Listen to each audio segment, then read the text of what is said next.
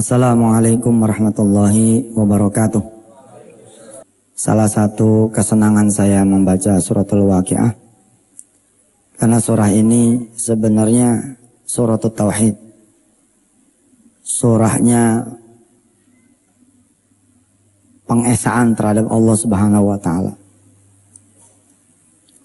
Kalau kita sepakati siapa Tuhan kita, yakni Allah, maka kita kudu tahu tidak ada yang bisa bikin kita senang kecuali Allah. Tidak ada yang bisa bikin kita jadi nangis kecuali Allah. Tidak ada yang bisa bikin kita jadi bahagia kecuali Allah. Tidak ada yang bisa bikin kita menjadi menderita juga kecuali Allah. Tidak ada yang bisa bikin kita jadi punya duit kecuali Allah.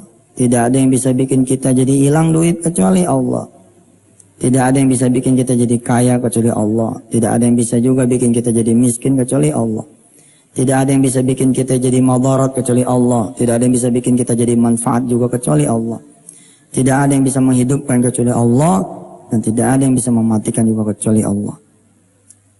Kalau kita sepakati itu, maka mari kita berkenalan kembali kepada Allah Subhanahu wa Ta'ala. Dan saya senang membaca suratul Waqiah karena di dalamnya isinya adalah salah satunya tentang mengesahkan Allah. Afara'aitum ma tumnun a antum takhluqunahu am nahnul khaliqun. Lihat ciptaanku. Lihat ciptaan Allah, siapa yang nyiptain? Ternyata yang menciptakan adalah Allah, bukan kita. Afara'aitum ma tahrusun. Lihat tuh tumbuh-tumbuhan yang kita makan. Siapa yang kemudian bikin dia jadi numbuh? Bahkan termasuk metiknya, makannya, siapa? Afara'aitumul ma'al ladzi tashrabun. Siapa yang bikin air itu yang kamu minum jadi turun, jadi memancar dari bumi? Afara'aitumun nar allati turun. Siapa yang kemudian membuat api? Ketika kalian percikan jadi memercik, siapa? Ini dia. Wahakadha tauhid. Dan inilah dia tauhid. Kita berkenalan ya. Saya izin kepada Allah Subhanahu wa Ta'ala dan kepada saudara-saudara semua, izin untuk mengenalkan Allah lagi kepada diri saya dan kepada sahabat-sahabat saya yang sekarang ini ikut tarawih bersama di mushola Syekh Ja'far. Hadirin yang dirahmati Allah. Kalau kita nanya, kita punya kuping, niscaya lisan kita jawab Allah Rabbuna, Allah Tuhan kami. Tapi begitu diuji dengan satu ujian, kalian tidak akan aku biarkan begitu saja beriman, kecuali diuji dengan serangkaian ujian. Benarkah Tuhannya adalah Allah? Ternyata kita akan ketahuan tuh setelah kita diuji.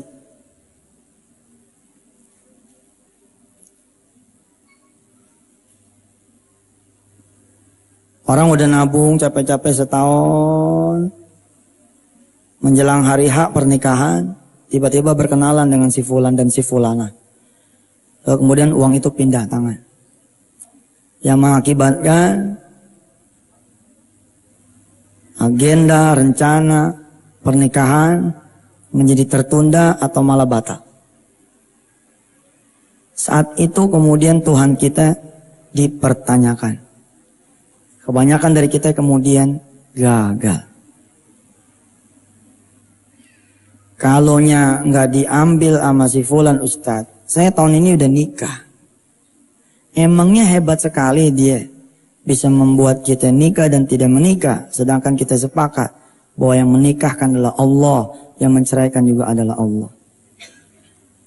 Ustadz, kalonya tanah kita nih laku, mesti kita tahun ini pergi haji. Hebat betul tanah itu bisa memergikan dan menunda keberangkatan orang haji. Sedangkan kita sepakat, a'attakhidhu min dunihi alihatan iyuridni rahmanu bidurrin la tughni anni syafa'atuhum syai'an wa la yunqidun. Gak ada yang bisa memberi manfaat dan madarat kecuali Allah.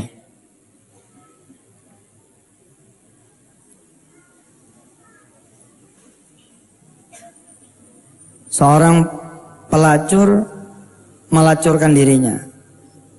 Ini dosa kecil apa dosa besar? dosa besar. Tapi kalah besar dengan kalimat kecilnya dia.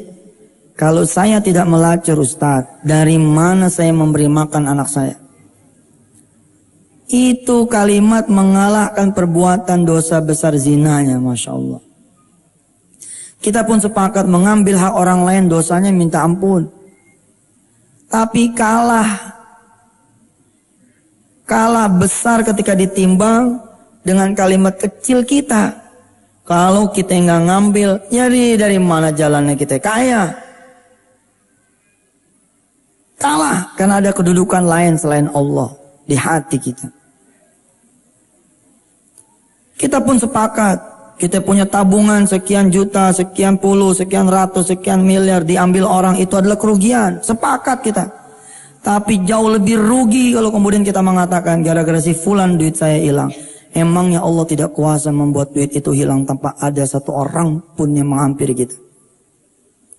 Maka kalau kita sepakat yang satu, enteng pula yang satu. Kalau Allah bisa mengambil, maka Allah pun bisa memberi kembali. Subhanallah. Akhir-akhir ini saya senang sekali membahas surah Maryam. Karena kebetulan buku tafsir, saya tidak menyebut kitab tafsir karena masih rendahnya ilmu saya. Ini sudah nyampe kepada surah Maryam. Senang sekali saya membahas surah Maryam juga dari 114 surah yang ada di surah dalam Al-Quran. Di dalam Al-Quran ada dinyatakan seperti ini. Mohon dikoreksi kalau saya salah. A'udzubillahi minasyaitonirrajim. Wadhkur fil kitabi Ibrahim innahu kana siddiqan nabiyya. Dan ingat-ingatlah kisah tentang perjalanan Ibrahim alaihissalatu wassalam. Di antaranya perjalanan mencari Tuhannya. Dan sesungguhnya perjalanan kita, perjalanan buku saya tuh, perjalanan mencari Tuhan. Coba aja kalau nggak percaya. Jalan sini mentok, jalan sana mentok, jalan sini mentok, jalan sana mentok. Akhirnya kita tersungkur. Lalu kemudian mengatakan kepada Allah, ya Allah hanya Engkau yang bisa menolongku. Sama dengan perjalanan Ibrahim alaihissalatu wassalam. Tentu tidak hitam putih. Bintang, wah ini dia Tuhanku, hilang. Bulan, hilang. Matahari, hilang. Sampai kemudian ketemu dengan Allah subhanahu wa ta'ala. Saudara mengenali adiknya saudara jual rumah. Lalu kemudian saudara mendatangi dia. Belum tentu itu adalah anugerah ketika kemudian adik saudara membuka pintunya lalu memberikan sebagian dari hasil jual rumahnya kepada saudara. Hingga kemudian urusan saudara menjadi selesai. Belum tentu ini anugerah kalau kemudian peran Allah subhanahu wa ta'ala menjadi tidak ada. Justru adalah anugerah ketika saudara dicaci maki oleh adik saudara sendiri yang dari kecil saudara suapi makan, yang dari kecil saudara biayai. Bahkan nikahnya, bahkan modal usaha pertama kali juga saudara yang beri. Tiba-tiba ketika saudara datang ke sana, saudara malah dicaci, dimaki dan diusir. Hingga kemudian kita menangis kepada Allah subhanahu wa ta'ala. Ya Allah, hanya Engkau yang bisa membalas budi seseorang. Hanya Engkau ya Allah yang bisa menolong. Aku datang kepada adik yang babla. Oh, dia ketemu Allah tuh. Ada orang jauh datang dari Semarang berharap Yusuf Mansur yang ahli sedekah, katanya sering bersedekah.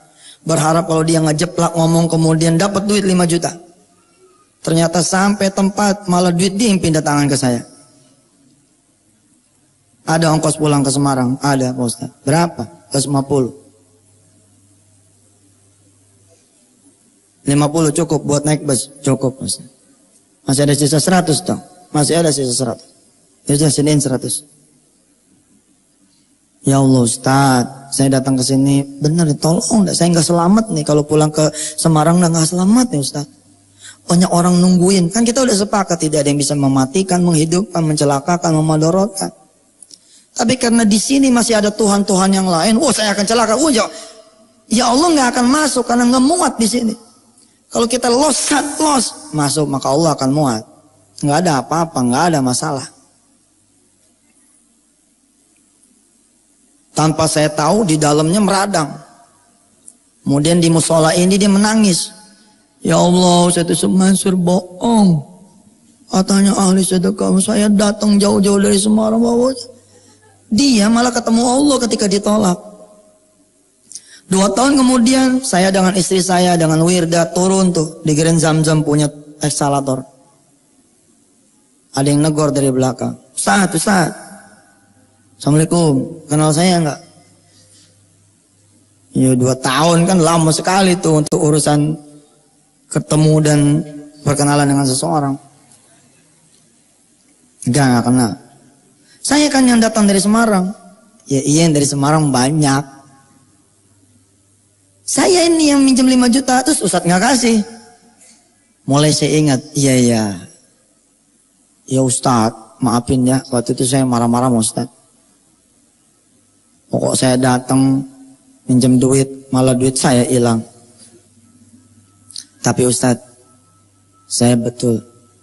Setelah dengerin CD Ustadz, baca buku Ustadz, saya jadi paham. Iya benar. Harusnya hanya Allah tempat bergantung saya. Hanya Allah tempat berharap saya. Idh qala li abihi, ketika kemudian Ibrahim berkata kepada ayahnya, Ya abati, wahai ayahku, lima ta'budu ma la yasma'u wa la yubsiru wa la yughni 'anka syai'a.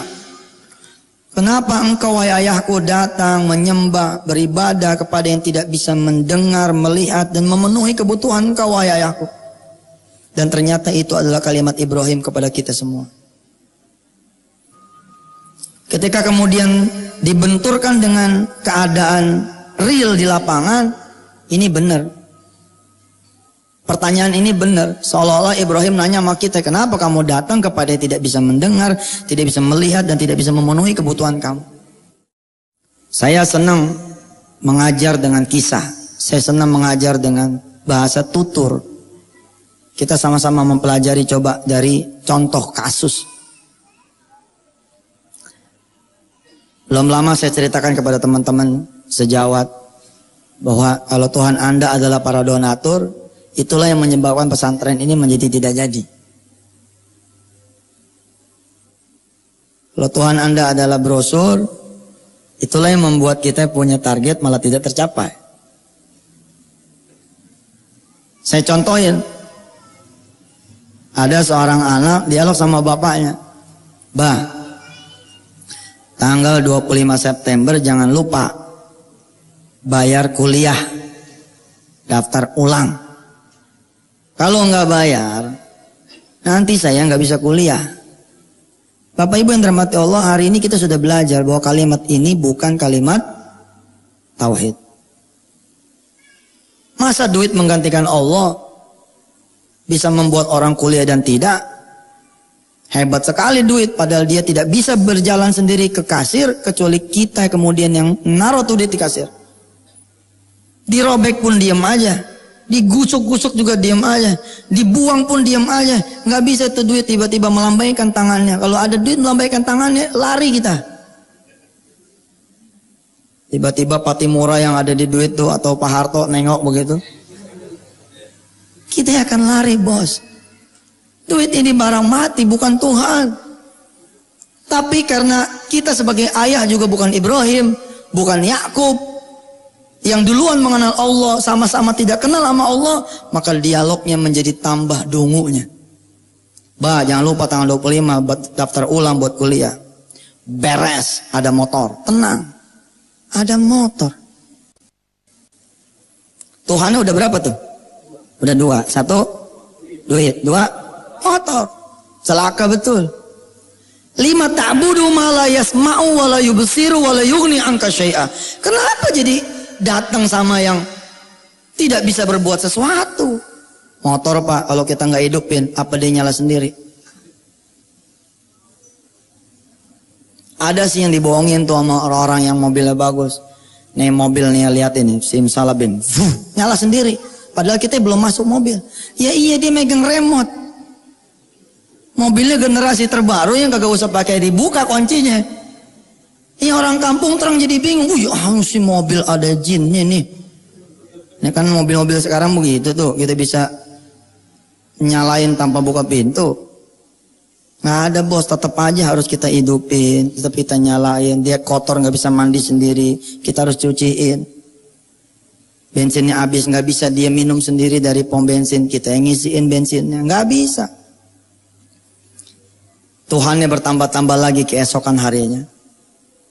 Menurut kita yang tauhidnya kemarin masih belum Allah Subhanahu wa taala. Apa jawaban dari pertanyaan seperti ini? Di mana kita bisa menjual motor kita? Dan dengan apa kita bisa menjual motor kita? Sebelum kita mengenal Allah, yang kita kenal satu, kita iklanin tuh motor. Hampir-hampir manusia mengatakan ini adalah wajar, ini adalah benar, ini adalah langkah yang tidak salah. Tapi maaf, menurut konsepsi tauhid, ini salah. Maka supaya mengingat pertemuan pada malam hari ini, saya kasih judul. Judulnya sederhana. Allah dulu, Allah lagi, Allah terus. Apa judulnya? Nah, ini jadi ISO nih. Jadi SOP. Ya Pak Hendro ya. Jadi SOP nih, gampang. Insya Allah dengan tauhid seperti ini, saya juga kadang-kadang jadi ada, ntar dulu nih, Allah dulu. Terus, Allah lagi. Terus, Allah terus. Ada lagi sih prinsip yang lain. Dikit-dikit Allah, dikit-dikit Allah, dikit-dikit Allah. Turunannya jadi benar. Dikit-dikit duha, dikit-dikit duha, dikit-dikit duha. Dikit-dikit sedekah, dikit-dikit sedekah, dikit-dikit sedekah.